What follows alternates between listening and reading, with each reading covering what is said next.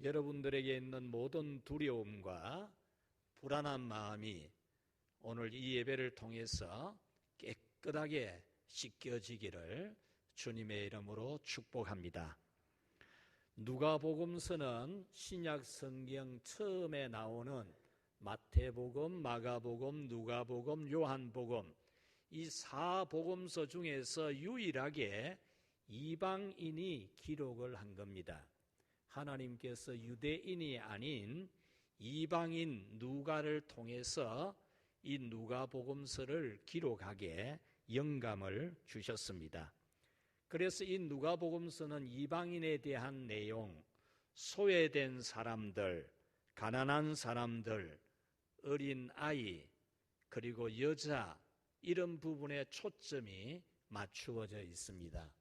그래서 여러분들이 누가복음서를 읽어가면서는 힘들고 어렵게 살아가는 사람들에게 예수님이 은혜를 주신다라는 그런 관점으로 읽어보면 이해가 쉽게 될 것입니다.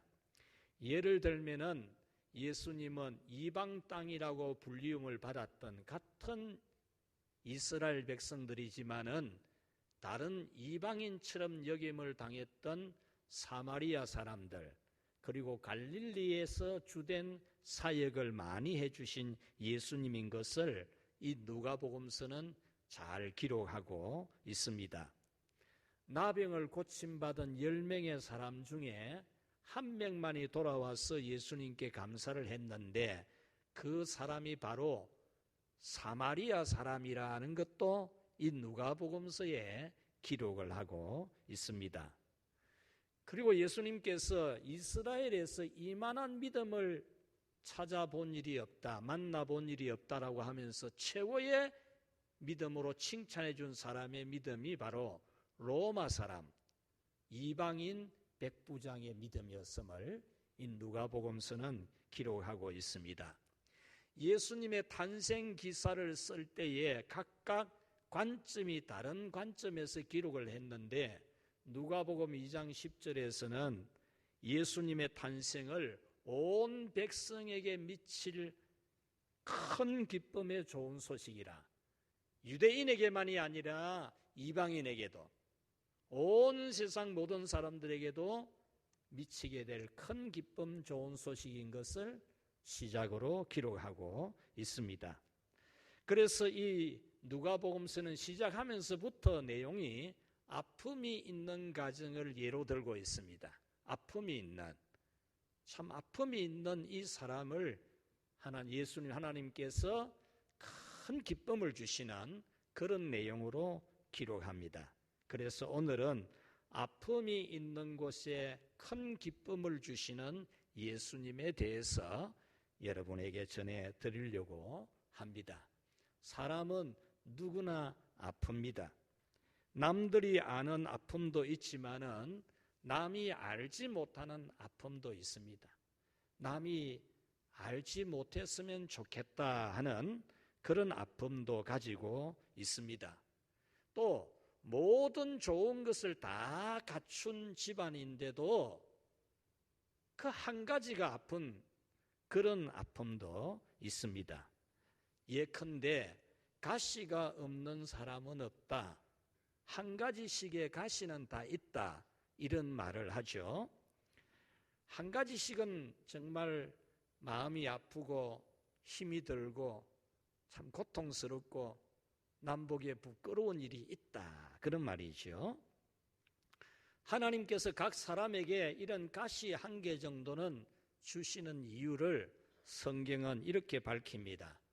너무 지나치게 자고하지 않도록 하기 위해서, 다시 말하면 자만하고 자랑하고 교만하고 거만하지 않도록 하기 위해서, 그리고 또 한 가지는 그 아픔 때문에 겸손해서 예수님의 능력이 머물러 있는, 정말 겸손해서 하나님을 의지할 수밖에 없는, 예수님의 십자가의 보혈을 의지할 수밖에 없는 그런 아픔이 있게 함으로써 정말 예수님을 의지하는 그것에 하나님의 능력이 함께 해주시는 이 은혜를 위해서 각자 아픔이라는 가시가 있게 한다. 그렇게 말씀합니다. 고린도후서 12장 7절에 보면은 바울 사도가 나오는데, 이 바울 사도는 신약 성경의 절반 이상을 기록할 정도로 성령님의 영감을 무한히 받은 사람입니다. 이 바울은 엄청난 신비한 세계를 환상으로 본 사람입니다. 3000층에 올라갔다 왔다 그랬는데 천국에 가보고 왔다, 그 말입니다. 요즘 천국 갔다 왔다 하는 말 중에 거짓말이 참 많은데, 이 바울 사도는 실제로 그 놀라운 신비의 광경을 체험한 분입니다. 그럼에도 불구하고 내 육체의 가시 그 사탄의 사자를 주셨으니 이는 나를 쳐서 너무 자고하지 않게 하려 하심이라. 하나님이 나를 쳐서, 내 육체의 질병이라는 이 가시로 나를 쳐서 내가 지나치게 자만하고 교만하지 않도록 하셨다라는 말씀이죠. 고린도후서 12장 9절에 보면은 나의 여러 약한 것들에 대하여 자랑하리니 이는 그리스도의 능력으로 내게 머물게 하려 함이라. 나는 내게 있는 이 약함을 자랑한다. 내가 아픈 이 몸, 남보기에 정말 부끄러울 정도로 병을 가지고 있는 설교자이고 전도자이고 선교사이고 성경을 기록하는 이런 영적인 큰 인물임에도 불구하고 육체의 질병, 남보기에 너무 부끄러울 정도로 이 나쁜 병을 가지고 있는 것에 대해서 자기는 하나님 앞에 간절하게 3번을 기도하니까 하나님의 대답이 내 은혜가 너에게 족하다. 네가 받은 은혜 그거 충분한 거다. 네 몸에 육체의 가시가 있는 것은 네게 유익하다. 그것 때문에 네가 겸손해서 내 능력이 너에게 머물러 있는 것이다. 이 응답을 받았다는 겁니다. 오늘 성경에도 아픔이 있는 가정이 나옵니다. 이 누가복음서를 시작하면서 아픔이 있는 가정을 시작을 하게 합니다. 모든 것을 다 갖춘 사람들인데 아픔이 있습니다. 모든 사람들이 부러워할 만한 명망 가문의 출신들인데 아픔이 있다는 겁니다. 이 부부는 명망가 집안끼리 결혼한 정말 자랑스러운 그런 사람들입니다. 5절에 보면은 아비야 반열에 제사장 한 사람이 있었으니 이름은 사가랴요 그의 아내는 아론의 자손이니 이름은 엘리사벳이라 그랬습니다. 아비야 반열이라고 하는 것은 제사장의 지도자, 제사장 족장의 지도자의 이름입니다. 그러니까 사가랴는 제사장 지도자의 후손이라 그 말이죠.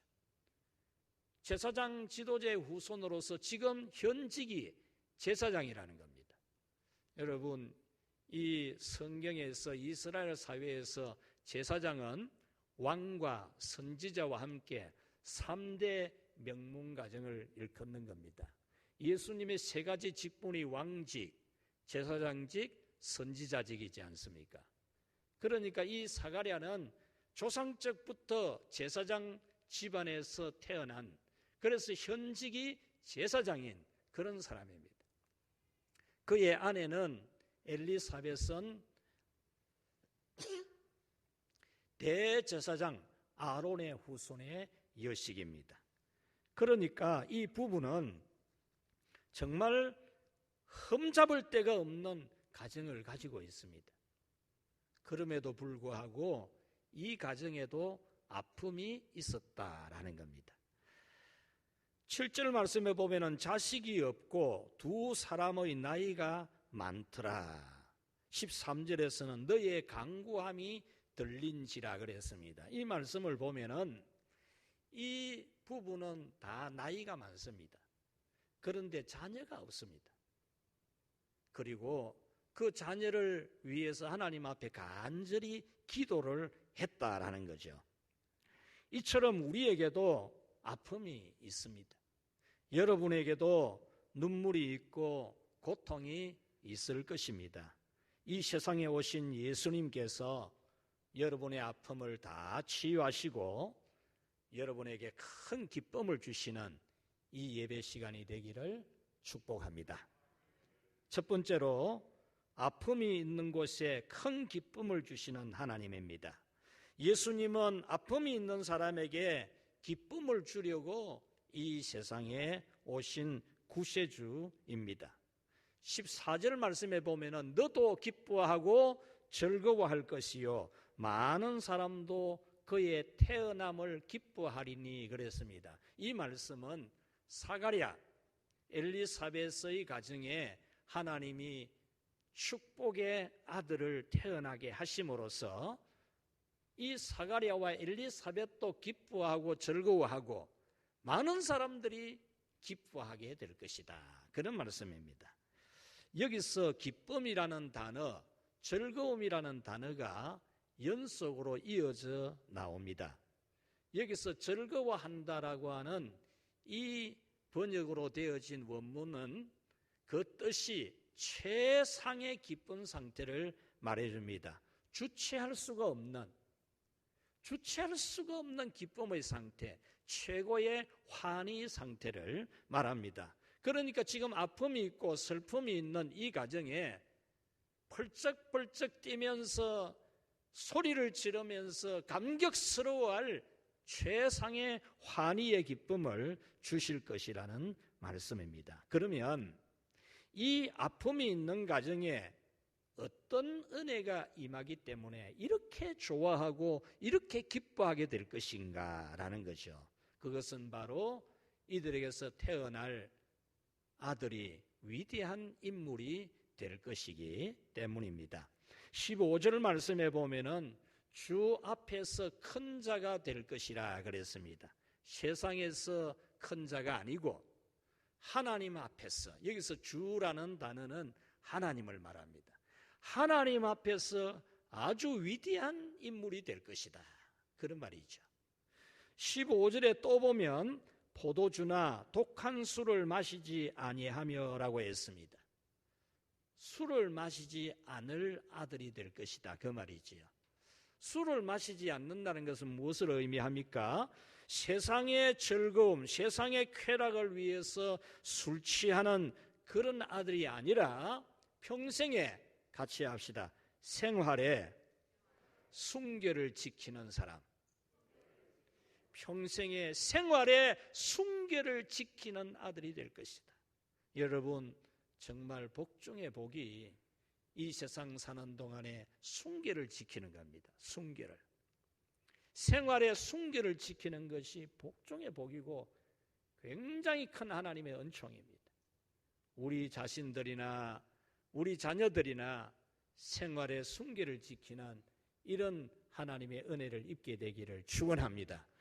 세상 할 것 다 하고 세상 사람들 좋아하는 것 다 하고 술 취하고 술 취해가지고 하고 싶은 것 다 하는 그런 삶은 결코 복이 아닙니다. 그 다음 15절에 보면 모태로부터 성령의 충만함을 받아 그랬죠. 이 말씀은 세상적인 쾌락을 위하여 술 취하는 것과는 다르게 성령 충만해서 정말 그 생활이 순결한, 그 생활이 하나님의 영광을 위해 살아가는 그런 사람이 될 것이라는 거죠. 16절에 보면은 이스라엘 자손을 주 곧 그들의 하나님께로 많이 돌아오게 하겠습니다. 그러니까 이 사가랴, 엘리사벳 자녀를 낳지 못하는 아픔이 있는 이 가정에 하나님이 세례 요한이라는 아들을 태어나게 하시는데 그 아들이 술 취해서 방탕하는 세상에 동화되어서 살아가는 사람이 아니라 성령 충만하여서 많은 사람을 하나님께로 돌아오게 하는 사람으로 살게 될 것이라는 말씀입니다. 더 이어서 계속 말씀합니다. 17절에 보면은 엘리야의 심령과 능력으로 그렇게 말합니다. 이 말씀은 구약시대의 가장 위대한 선지자 엘리야, 하나님의 능력이 가장 강하게 나타났던 엘리야 선지자처럼 하나님의 능력을 받아서 아버지 마음을 자식에게로 그 썰이는 자를 악인의 의인의 슬기에 돌아오게 하고 라고 했는데, 여기서 아버지의 마음을 자식에게로, 이 말은 아버지가 자식을 사랑하는 아버지가 되게 한다, 그 말입니다. 또 거스리는 자를 의인의 슬기에 돌아오게 한다.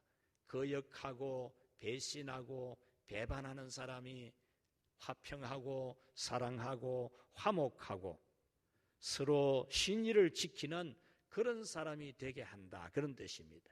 그러므로 이 엘리사벳, 사가랴 집에서 태어나는 아들이 많은 사람을 화평하게 하는 그런 삶을 살아가게 될 것이라는 거죠. 17절에서는 주를 위하여 세운 백성을 준비하리라 그랬습니다. 자신의 욕망을 위해서 사는 것이 아니라 하나님의 영광을 위해서 사는 그런 아들이 될 것이라는 말씀이죠. 이런 축복은 쉽게 믿어지지 않을 만큼 너무나 큰 축복입니다. 안 믿어질 이야기죠. 안 믿어질. 허황된 종교적 설교 같은, 어쨌든 위로하고 소망을 주는 좋은 말씀 같은 그런 말로 들릴 만합니다. 왜냐? 나이가 많은 부부에게 아직 자식도 없는데 자식 낳는 것만 해도 이거 뭐 정말 깜짝 놀랄 일인데, 그 아들이 세상에서 그렇게 위대한 인물이 될 것이다, 하나님이 그런 위대한 인물로 축복해 줄 것이다, 이러니까 마음에는 하고 싶어도 그렇게 크게 믿어지지 않을 그런 복음이죠.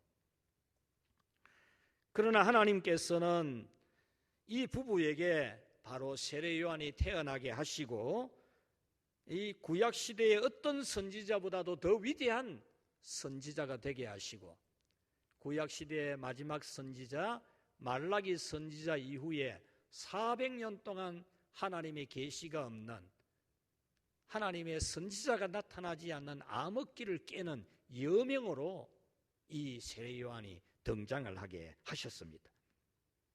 그리고 온 이스라엘에게 죄를 회개하고 죄를 용서받게 하고 예수님을 모실 수 있는 그런 세례받게 하는 사역을 하였습니다. 이렇게 하나님은 아픔이 있는 부부에게 엄청난 축복을 계시해 주신 겁니다. 이 엄청난 축복을 사가랴는 조금 더 의심하지 않아야 되지만, 이 믿음 좋은 조상 대대로 제사장 집안인, 지금 제사장 현직에 있는 이 사가랴조차도 안 믿겨지는 거죠. 안 믿겨지는 거예요. 그래서 18절에 보면은 내가 이것을 어떻게 알리요? 내가 늙고 내 아내도 나이가 많습니다. 그렇게 말했습니다. 안 믿겨지지 않을 일이라는 거죠. 사랑하는 여러분, 여러분들은 하나님의 말씀을 들으면서 믿겨지지 않을 것 같아서 그냥 종교적 설교로만 듣고 지나치는 일이 얼마나 많습니까? 아픔의 사람이 엄청난 큰 기쁨의 사람이 되는 것은 믿겨지지 않을 은혜입니다. 내게 이런 아픔이 있는데, 내게 이런 절망이 있는데, 내게 이런 공고함이 있는데, 아이고, 그런 큰 기쁨이 그냥 별로 귀에 안 들어오죠. 그러나 하나님은 있을 수 없는 은혜를 주시는 전능하신 하나님이신 것을 여러분 믿으시기를 바랍니다. 우리의 신앙 고백이 첫 번째가 뭡니까? 전능하신 하나님 아버지를 믿습니다. 그런데 여러분들이 보면은 안 믿는 것 같아요. 안 믿는 것. 전능하신 하나님은 입으로만 믿고 지식으로는 믿는데 실제로 안 믿는 것 같아요. 여러분들의 아픔을 큰 기쁨으로, 엄청난 환희가 있는 기쁨으로 바꾸어 주실 수 있는 전능하신 하나님을 믿고 여러분이 기도하시기를 바랍니다. 34절에 보면은 천사가 또 마리아, 예수님을 잉태하게 되는 마리아에게 나타나서 계시합니다.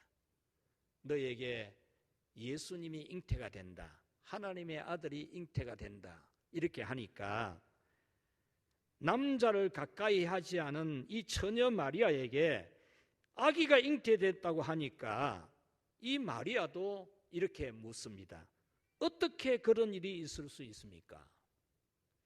사가랴가 어떻게 나이 많은 우리 부부에게 그런 일이 있겠습니까? 했듯이 마리아도, 그렇게 순진하고 착한 마리아도 어떻게 그런 일이 있을 수 있습니까? 남자를 가까이 한 일이 없는데 어떻게 아기를 가집니까? 이렇게 질문을 했습니다. 이때 천사가 대답하기를 성령이 네게 임하시고 지극히 높으신 이의 능력이 너를 덮으시리니, 성령이 너에게 임하시고 지극히 높으신 하나님의 능력이 너를 덮게 되면 그것이 이루어진다 그랬습니다. 사랑하는 여러분, 성령이 여러분들에게 임하시고 지극히 높으신 하나님의 능력이 여러분을 덮으신다면 여러분들이 꿈과 같은 이야기, 도무지 이루어지지 않을 이야기라도 다 이루어지게 되는 것을 믿기 바랍니다.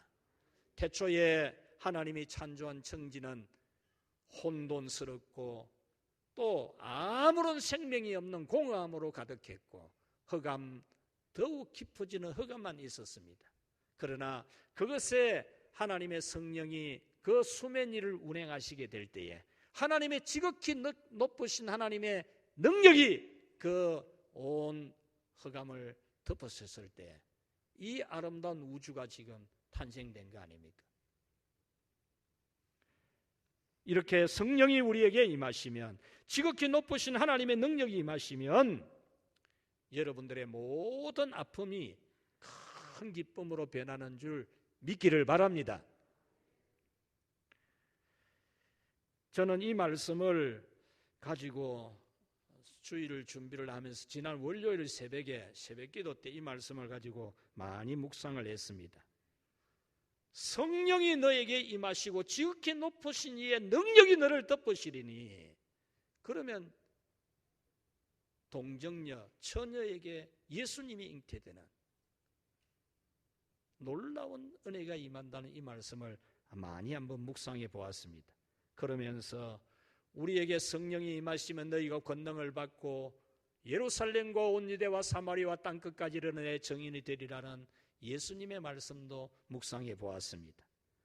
그러면서 우리는 심히 미약한 죄인들일지라도 우리에게 성령이 임하시고 지극히 높으신 하나님의 능력이 임하시면 우리가 위대한 일을 하는 하나님의 도구가 될 줄로 믿어졌습니다. 여러분, 하나님은 마른 막대기를 통해서도 그 홍해 바다를 갈라뜨리신 하나님입니다. 나무 가지 하나로 써서 마실 수 없는 물을, 광야의 물을 단물로, 마실 수 있는 물로 바뀌어 주신 하나님이십니다. 예수님의 십자가로 어떤 경우에도 지울 수 없는 우리의 죄악을 깨끗이 지워주신 하나님이십니다. 보리떡 5개와 물고기 2마리로도 5,000명을 먹이는 하나님입니다. 여러분, 보리떡 5개와 물고기 2마리로도 5,000명을 먹이고도 12바구니를 남길 수 있는 하나님을 믿으시기를 바랍니다. 어른이나 큰 돈을 가지고 한 게 아니고 어린아이가 가지고 온 도시락, 보리빵, 조그마한 빵입니다. 큰 게 아니고 보리빵 조그마한 거 5개, 물고기 2마리를 하니까 뭐 큰 물고기가 아니고 메르치 같은 겁니다. 마른 메르치 같은 거 2마리입니다. 예수님은 그거 가지고도 5,000명을 먹이고도 12바구니를 남기신 예수님이십니다. 여러분의 문제가 무엇입니까? 예수님의 지극히 큰 능력이 여러분에게 임하여서 여러분을 구원해 주실 줄 믿기를 바랍니다. 누가복음 23장에 보면 예수님께서 십자가에 달려 죽으시는 장면이 나옵니다. 그 옆에 2명의 강도가 함께 사형을 당하고 있습니다.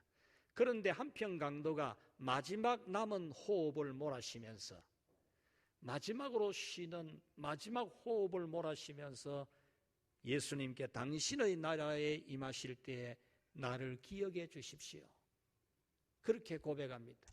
그때 예수님은 네가 오늘 나와 함께 낙원에 있으리라고 했습니다.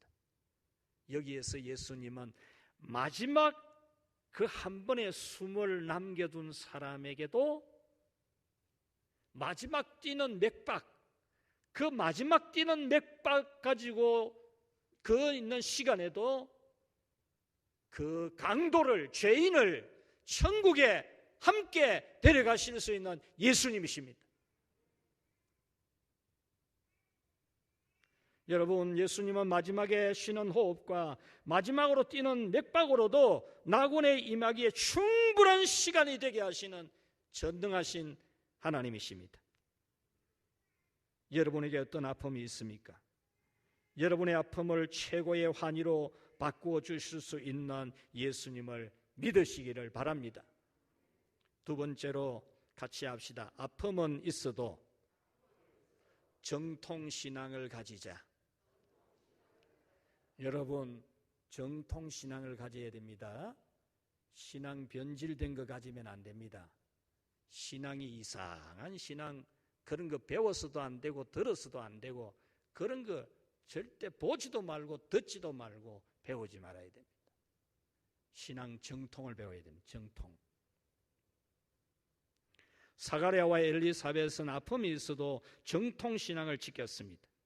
이 부분은 명망가의 후손답게 아픔 중에도 정통신앙을 지켰습니다. 6절에 보면 이 두 사람이 하나님 앞에 의인이니 주의 모든 계명과 규례대로 흠이 없이 행하더라. 이 부부가 다 의인이었습니다. 부부가 다 하나님의 율례와 법도와 계명을 철저하게 지키는 정통신앙을 가졌더라. 할렐루야. 여러분 부부가 이런 신앙의 복이 있기를 축원합니다. 뭐 이상한 믿음 같지도 않는 그런 거 배워가지고 옆집은 뭐 그래 하는데 이런 거 뭐 그런 거 듣고 말하지 말고 정통신앙에 대해야 됩니다. 신앙이 변질되면 안 돼요. 우리 근간에 우리 근대사에 이 조선이 일본의 침략을 당해서 식민지 지배를 받는 불행을 겪지 않습니까? 그때에 참 이 한국교회가 변질이 되었죠.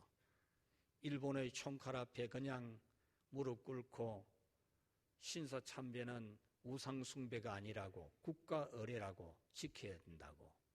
그래 가서 목사, 장로, 교인들이 가서 신사 앞에 절하고 안 그랬습니까? 부끄러워서 말을 다 못해요. 그때 있었던 일을. 심지어요 사도신경 신앙고백에서 하나님이란 단어를 뺐습니다. 한국교회가요. 사도신경에서 하나님이라는 단어를 빼고 고백을 했다니까요. 또 하나 이야기 더 할까요? 부끄러워요. 참 부끄러워. 평양신학교는 신학교 문을 닫았어요. 일부러. 왜냐? 이런 총칼 앞에서 변질된 신앙 고백, 변질된 신학을 못 가르치겠다 해서 스스로 폐교를 시켰어요. 그런데 조선신학교가 세워졌어요. 그 조선신학교가 아직도 있습니다. 그 조선신학교에서는 뭘 가르쳤느냐? 조직신학이나 이런 거 다 빼고 과목 빼고 일본 신도학, 그 다음에 다른 종교학 이런 과목을 넣어서 배웠어요. 어려움이 있다고 환난이 있다고 신앙이 변질이 되면 변질. 부끄럽잖아요. 8절 말씀에 보면은 사가랴가 그 반열의 차례대로 하나님 앞에서 제사장의 직무를 행할세라고 했는데 이 말씀은 조가 짜여진 대로 제사 드리는 이 직무를 수행하는 제사장들이 조를 딱 짜가지고 했는데 짜여진 대로 정해진 순서대로 하나님 앞에 제사장 직무를 잘 수행을 했다 그 말입니다. 9절에 보면 제사장의 전례를 따라 제비를 뽑아 성전에 들어가 분향하고 10절에 모든 백성은 분향하는 시간에 밖에서 기도했습니다. 이 말씀은 제사장들이 전통적으로 전해져 오는 대로 직무를 수행을 하고 모든 성도는 그 시간에 밖에서 기도를 했다. 이게 전통입니다. 전통. 안에서는 제사장들이 제사를 드리고 있고 성도들은 밖에서 기도를 하는 겁니다. 이렇게 하나님 앞에 예배하는 것은 하나님의 말씀을 따라서 역사적으로 발전되어서 개성되어져 온 정해져 있는 통시적 방법입니다. 공시적 방법이 아니고 한 시대의 유행 따라서 일어났다가 없어지는, 유행 따라서 시대마다 사람이 좋아하는 예배 방식 만들어내고 뭐 열린 예배니 뭐 어떠니 이런 거 만들어내 가지고 있다가 또 예배가 변질되고 그런 게 아니고 성경과 성령의 역사를 따라서 참되게 예배하는 전통, 그 정통신앙이 세워졌다는 겁니다. 여러분, 이 정통신앙을 바르게 안 배워놓으면 신앙 엉망으로 변합니다. 요즘 여러분 새로운 신조어가 많지 않습니까? 우리 연세 많은 분들은 무슨 말인지 못 알아들을 말 많습니다. 그것이 사전에 등재가 되어 있어요. 사전에. 언어가 바뀌는 겁니다. 신앙도 여러분 정통신앙을 제대로 배워서 개성을 안 하면 변질됩니다.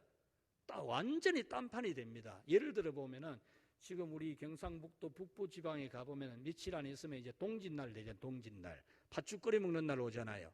팥죽 끓여 가지고 담벼락에 뿌리고 대문에 뿌립니다. 그게 어떻게 해서 된 겁니까? 그렇게 하면은 악신이, 귀신이 집에 못 들어온다 그 말이거든요.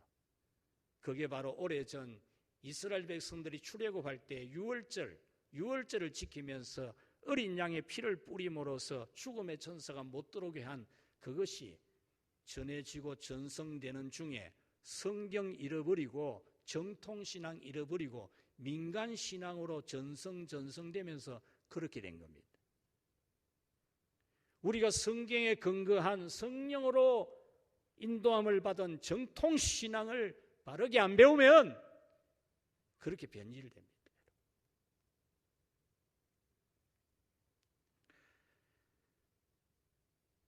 22절에 보면은 직무의 날이 다 되매 집으로 돌아가니라 그랬습니다. 이 말씀은 이 사가랴가 제사장 직무를 수행하는 중에 벙어리가 되었어요. 벙어리가. 말을 못하는 사람이 된 겁니다. 그런데 그 벙어리가 된 상태에서도 제사장 직무를 다 마치고 집으로 갔다 그 말입니다. 여러분들이 직분을 받고 하나님의 일을 해야 되고 예배의 순서를 맡고 이럴 때에 여러분 이 사가랴는 벙어리가 되어도 다 마치고 집으로 갔어요. 여러분들이 어떤 어려운 중에서도 하나님이 여러 개 분에게 주신 직무를 가장 중요시 여기고 잘 감당하는 정통신앙을 가지시기를 축원합니다. 이런 정통신앙을 가지면 하나님께서 아픔을 큰 기쁨이 되게 하십니다. 나를 사랑하고 내 계명을 지키는 자에게는 천대까지 은혜를 베푸시느니라. 그래서 베푸신다 그랬습니다. 예루살렘을 위하여 평안을 구하라. 예루살렘을 사랑하는 자는 형통하리라 그랬어요. 정통신앙을 가지면 하나님이 평안을 주시고 형통을 주신다는 겁니다. 잠언 3장 9절 10절에 내 재물과 내 소산물의 처음 익은 열매로 여호와를 공경하라. 그리하면 내 창고가 가득히 차고 내 포도즙 틀에 새 포도즙이 넘치리라. 아멘. 여러분 왜 새 포도즙이 안 넘쳐요? 그 원인이 어디에 있어요? 우리가 하나님으로부터 새 포도즙이 넘치는 그런 축복을 받을 수 있는 정통신앙을 가져야 됩니다. 정통신앙 안 가지면요 세월만 가지 달라지지 않아요. 이사야 58장 13절 안식일에 내 발을 금하여 내 성일에 오락을 행하지 아니하고 안식일을 일컬어 즐거운 날이라 여호와의 성일을 존귀한 날이라 하여 이를 존귀하게 여기고 다른 길로 행하지 아니하며 내 오락을 구하지 아니하며 사사로운 말을 하지 아니하면 내가 너를 땅의 높은 곳에 올리고 내 조상 야곱의 기업으로 기르리라. 아멘. 여러분, 안식일을 거룩히 지켜야 됩니다. 안식일을 존귀하게 지켜야 됩니다. 지금까지 우리가 흐트러졌더라도 이 말씀 잘 받고 여러분들이 다시 가다듬으면 됩니다. 가다듬으면, 지금부터라도 가다듬으면 됩니다. 주일을 온전하게 하루 종일 경건하게 잘 지키는 믿음으로 가다듬으십시오. 사가랴가 정해진 규칙대로 직분 감당하고 직무를 수행하는 도중에 벙어리가 되는 일이 있어도 직무를 다 감당한 정통신앙, 오늘 우리가 다 본받아서 사가랴의 집에 임했던 큰 기쁨이 바로 여러분의 것이 되기를 축원합니다. 말씀을 맺겠습니다. 하나님의 복을 받은 엘리사벳은 이렇게 감사했습니다. 사람들 앞에서 내 부끄러움을 없게 하시려고 이렇게 행하심이라. 하나님이 자기에게 놀라운 일을 행하셨을 때 내 부끄러움을 없게 하려고 이 은혜를 주셨다 그랬습니다. 여러분, 하나님의 놀라운 은혜가 임하면 여러분의 부끄러움이 변하여 큰 자랑이 될 줄로 믿습니다. 이 누가복음서는 서두에 말씀드린 것처럼 소외된 사람, 가난한 사람, 이방인, 여자, 아이들 초점을 맞추고 있습니다. 1장 79절, 어둠과 죽음의 그늘에 앉은 자에게 비치신다. 예수님이 어둠과 죽음에 앉은 자에게 비치신다. 2장 7절, 예수님은 변두리 마을 베들레헴에서 탄생하시고 여간방 하나 못 구하는 가난한 요셉과 마리아 집에서 탄생하셨습니다. 그 다음 2장 8절에서 21절은 천사들의 성탄 찬양과 예수님의 탄생 소식을 가장 먼저 들은 사람들이 누굽니까? 가장 천한 직업을 가진, 월급이 제일 작은, 시급이 제일 낮은 목자들입니다. 목자들. 2장 22절에서 39절은 예수님께서 탄생하시고 8일 만에 정길 예식을 위하여 성전에 들어가셨을 때에 그 아기 예수님을 가슴에 안은 사람, 첫 번째 아는 사람이 누굽니까? 시몬입니다. 의롭고 경건하여 이스라엘의 위로를 기다린 자라. 의롭고 경건하게 정통신앙을 지킨 이 시몬이 그 아기를 가슴에 안을 수 있었습니다. 결혼하고 7년 만에 남편을 세상을 떠나보내고 혼자서 84년 동안 성전을 떠나지 않고 기도한 안나가 그 아기 예수님을 만나게 되었습니다. 4장부터는 이방 땅이라고 멸시받는 갈릴리에서 엄청난 기적들이 일어나고 5장에서는 제자들을 부르실 때 어디서 부릅니까? 저 바닷가에서, 갈릴리 호숫가에서 무식한, 배운 게 별로 없는, 그냥 우통 벗고 그 땡볕에 거슬린 그런 등발을 가지고 있는 그들을 제자로 부르십니다. 또 누구를 부릅니까? 쇠간에 앉아있는 세리 마태를 예수님의 제자로 부르십니다. 얼마나 감사한 복음입니까? 여러분, 아픔이 있는 여러분, 예수님이 여러분에게 놀라운 일을 행하시고 큰 기쁨 주실 줄로 믿습니다. 우리 말씀 생각하면서 우리 결심 기도를 하겠습니다.